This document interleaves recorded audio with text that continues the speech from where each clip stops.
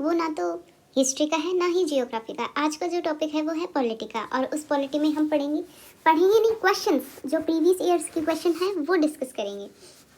और जो टॉपिक का नाम है वो है द प्रेसिडेंट। जो प्रीवियस ईयर्स के क्वेश्चंस हैं जो कि यूपीएससी में या फिर आरएएस में, प्री में, प्रीलिम्स या मेंस के हों, बीपीएससी हो, इनके जो क्वेश्चंस हैं वो डिस्कस करेंगे। तो चलते हैं आज के पहले क्वेश्चन की तरफ।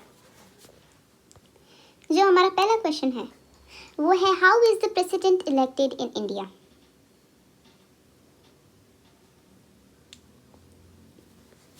भारत में राष्ट्रपति का चुनाव कैसे होता है। ये जो मैं आपको क्वेश्चंस बता रही हूँ, ये आप पहले टॉपिक पढ़ना, ये प्रेसिडेंट का ये जो टॉपिक पढ़ना, मैं आपको डिस्क्रिप्शन में इसकी लिंक दे दूँगी, उससे आप पढ़ लेना, ठीक है। और ये जो क्वेश्चन है ये बहुत इंपॉर्टेंट है। जैसे 2001 के बाद में या फिर 1999 के बाद में जो क्वेश्चंस आए हुए हैं वो आप देख लीजिएगा, वो इम्पोर्टेंट है। इन क्वेश्चन से आपको बहुत बेनिफिट मिलेगा और इन्हें याद भी कर लेना। पहले टॉपिक पढ़ लेना, फिर ही ये क्वेश्चंस आपसे सॉल्व होंगे, ठीक है। तो चलते हैं। तो मैंने बताया कि भारत में राष्ट्रपति का चुनाव कैसे होता है। डायरेक्टली तो होता नहीं है, नहीं, ना ही राज्यसभा के मेंबर से होता है, ना ही लोकसभा के मेंबर से होता है। तो इनडायरेक्ट इलेक्शन होता है इसका, तो इनडायरेक्ट वे में। तो हमारे फर्स्ट क्वेश्चन का जो आंसर होगा वो होगा बाय इनडायरेक्ट इलेक्शन। ये होगा हमारा फर्स्ट का आंसर, फर्स्ट का डी, ठीक है। फिर आता है कि in India the president is elected by. Bharat में राष्ट्रपति का चुनाव किसके द्वारा किया जाता है। किसके द्वारा किया जाता है भाई। डायरेक्ट इलेक्शन तो होने से रहा, डायरेक्ट इलेक्शन तो होता नहीं है, वोट सिस्टम होता है, लेकिन प्रोपोर्शनल वोट सिस्टम तो होता है, लेकिन किसके द्वारा किया जाता है, ये इसके द्वारा भी नहीं किया जाता। फिर आता है ओपन बैलेट सिस्टम, ये भी नहीं होता। और जो ये सिंगल ट्रांसफरेबल वोट सिस्टम है, यानी एक व्यक्ति एक ही वोट, इससे होता है, ठीक है। तो इसका आंसर होगा बी। फिर आता है, who among the following are not included in the electoral college for the election of the president of India. इसमें हिंदी और इंग्लिश दोनों हैं, तो आप देख लेना। तो क्या है, निम्नलिखित में से कौन भारत के राष्ट्रपति के चुनाव के लिए इलेक्टोरियल कॉलेज में शामिल नहीं है। ये यूपीएससी प्रीलिम्स का है, री एग्ज़ाम हुई थी तब, 2015 का क्वेश्चन इंपॉर्टेंट है, आप याद कर लीजिएगा। तो इसमें ऑप्शंस हैं, ऑप्शन ए है elected members of the house of the people, elected members of the council states, elected members of the legislative assemblies of the state and elected members of the legislative council of the state. तो जो इसका answer होगा वो होगा D. भाई जो electoral college के जो इलेक्शन है उसमें काउंसिल ऑफ स्टेट के मेंबर्स तो आते नहीं हैं, ना लेजिस्लेटिव असेंबली के आते हैं, तो आते हैं सिर्फ लेजिस्लेटिव काउंसिल ऑफ स्टेट के आते हैं, राज्यों की विधान परिषदों की निर्वाचित सदस्य आते हैं इसमें, ठीक है। फिर आता है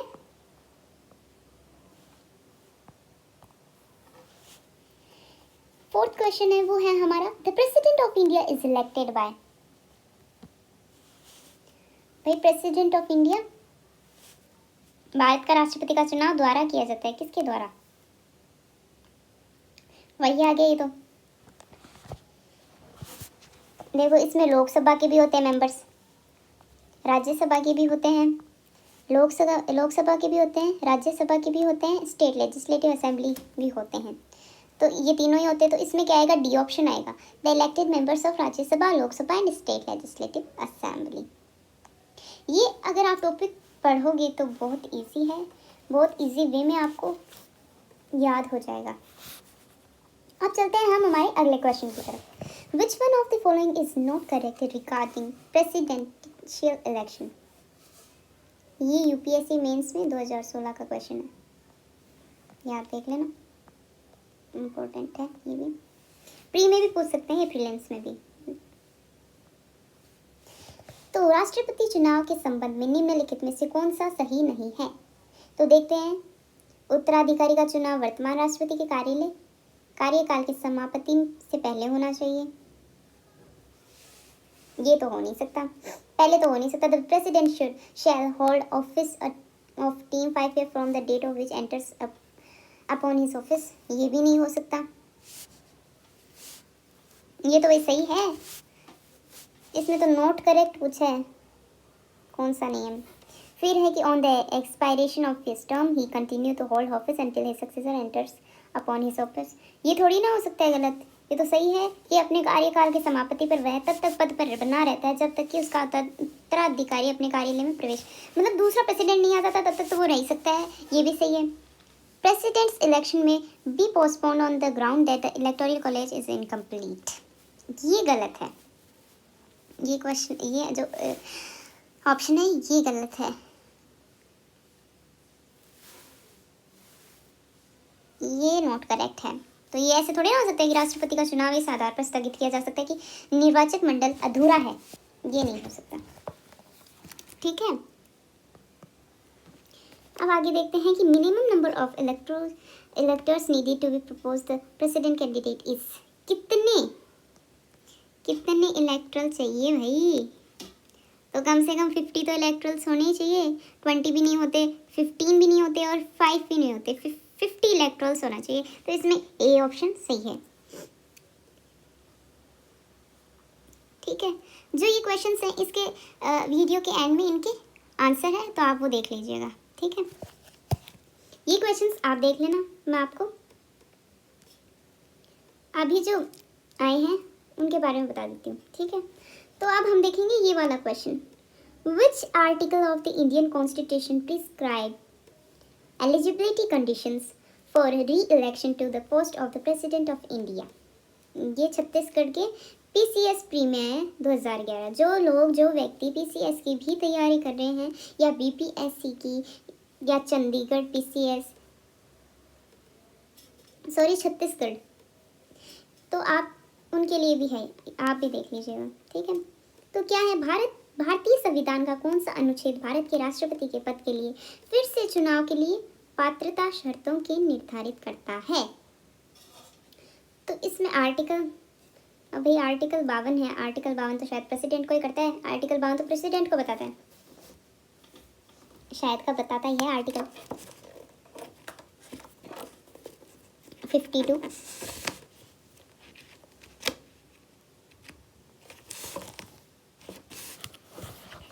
फिर हम देखते हैं आर्टिकल 54 क्या कहता है। आर्टिकल 54 कहता है, एक मिनट मैं आपको बता देती हूँ आर्टिकल 54 क्या कहता है। भाई 52 प्रेसिडेंट हो ही गया। आर्टिकल 53 है, जो आर्टिकल 54 है,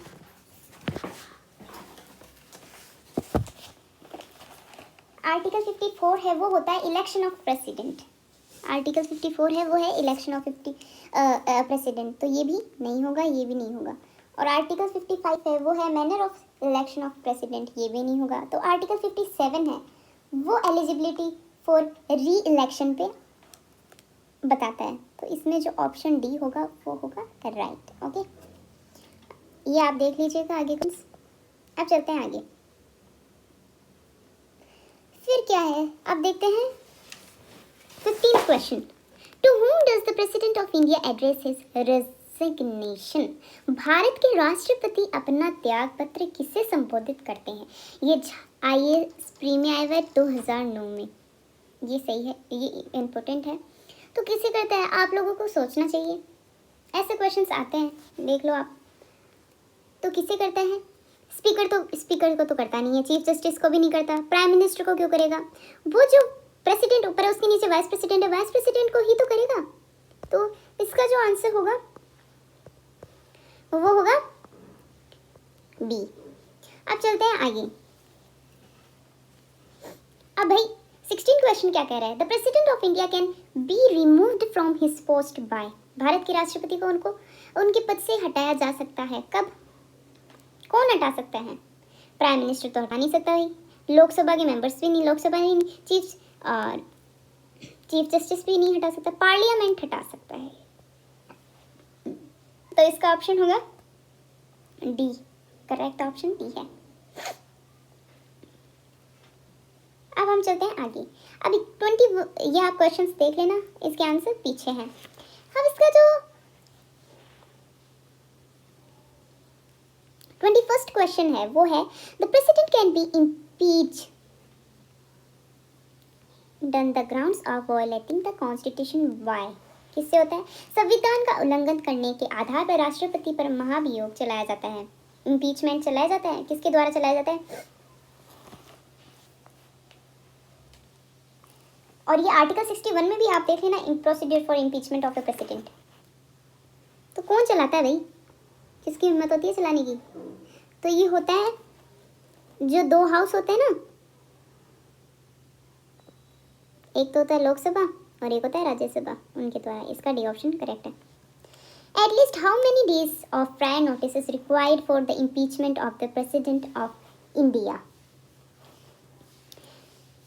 कम से कम कितने दिनों की पूर्व सूचना आवश्यक होती है? तो 14 दिनों का। ये तो सबको ही पता होगा। अब आगे देखते हैं 24th क्वेश्चन, RAS प्रीलिम्स में आया हुआ है, ये इंपॉर्टेंट है। The procedure of impeachment of the president of India is. Bharat के राष्ट्रपति पर महाभियोग की प्रक्रिया है भाई किसके द्वारा? तो है क्वासी जुडिशियल प्रोसीड्यूर। कौन सी प्रोसीड्यूर? तो इसका आंसर ये। ठीक, अब चलते हैं आगे।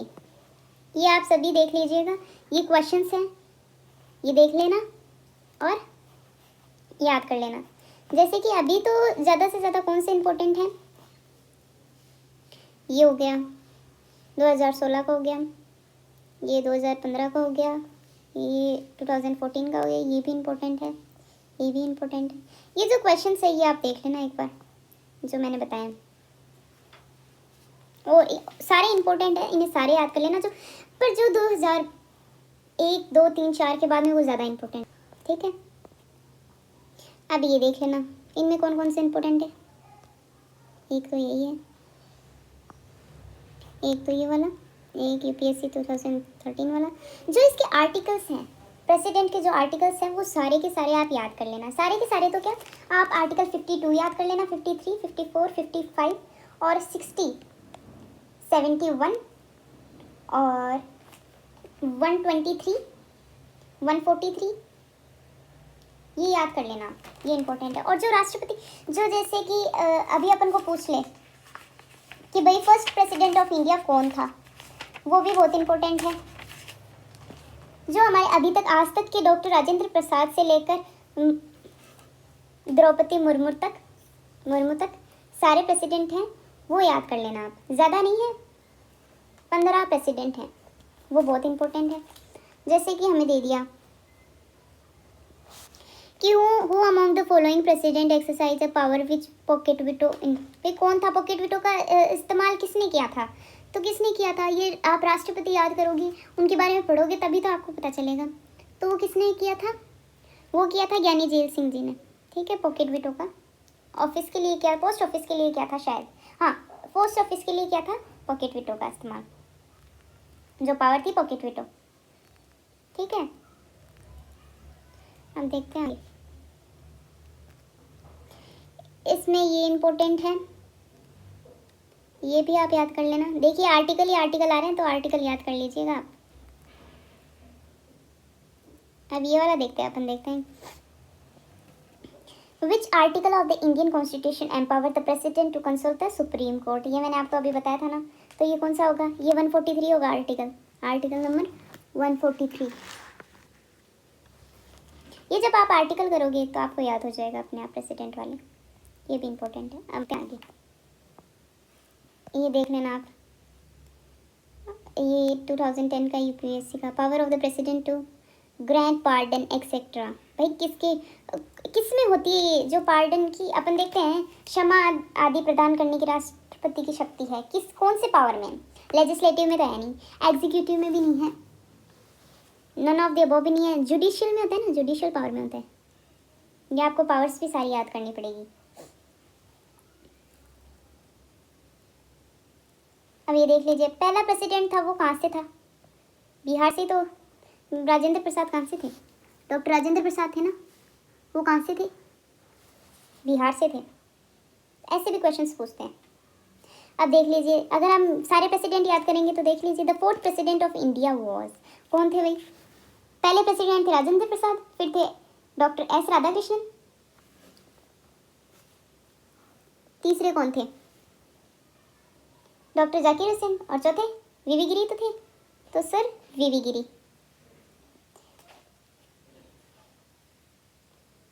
ये देख लीजिए राष्ट्रपति, ये आप याद करेंगे तभी आपको याद होंगे। अब आगे देखते हैं, इनमें भी इम्पोर्टेंट है, ये भी आप याद कर लीजिएगा, ये भी क्वेश्चंस हैं। इनमें भी ऐसे पूछ लेते हैं कि भाई ए सही है या बी सही है या फिर दोनों सही है।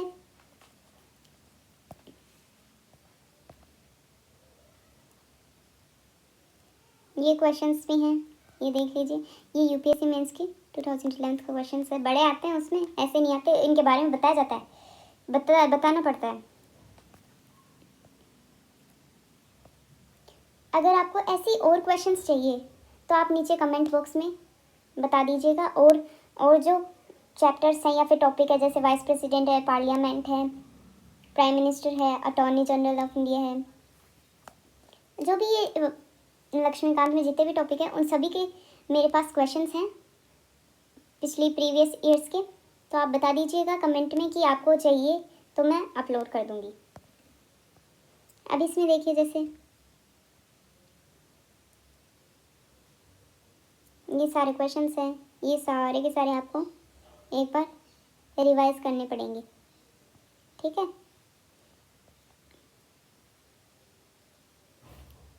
अब ये देखिए, नीचे 2 कथन दिए गए हैं, उनमें से मैंने बताया था ना कि आपको कथन दिए जाएंगे, उनमें से कौन सा सही है या कौन सा एक्सप्लेनेशन किसकी करेक्ट और कौन सा सही है।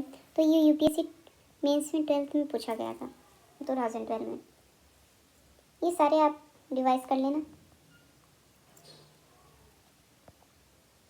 ये देख लीजिए आप,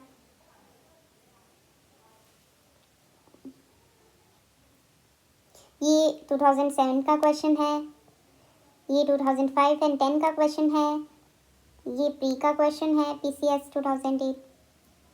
ये सारे आप बहुत बेनिफिट मिलेगा आपको अगर ये आप क्वेश्चंस देखेंगे एक बार।